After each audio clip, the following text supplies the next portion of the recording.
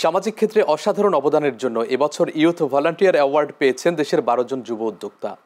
আজ প্রধান উপদেষ্টার কার্যালয়ের শাপলা হলে প্রধান উপদেষ্টা এই পুরস্কার প্রদান করেন।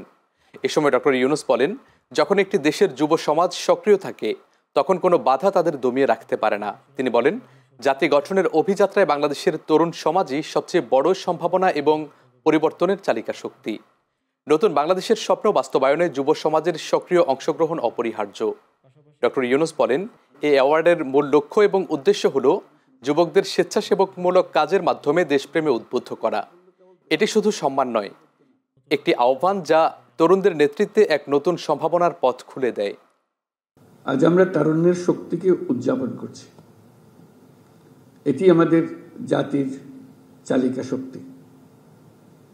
আমি দৃঢ়ভাবে বিশ্বাস করি, যখন একটি দেশের যুব সমাজ সক্রিয় থাকে, উদ্যমী এবং উদ্ভাবনী শক্তিতে বলীয়ান হয়, তখন কোনো প্রতিবন্ধকতাই তাদের অগ্রযাত্রাকে থামিয়ে রাখতে পারে না। আমাদের তরুণদের উদ্ভাবনী শক্তি আজ কেবল শিক্ষাক্ষেত্রেই সীমাবদ্ধ নেই। তরুণরা স্বাস্থ্যসেবা, পরিবেশ সুরক্ষা, দারিদ্র্য বিমোচন এবং সামাজিক ন্যায় বিচার প্রতিষ্ঠায়ও অগ্রণী ভূমিকা পালন করছে।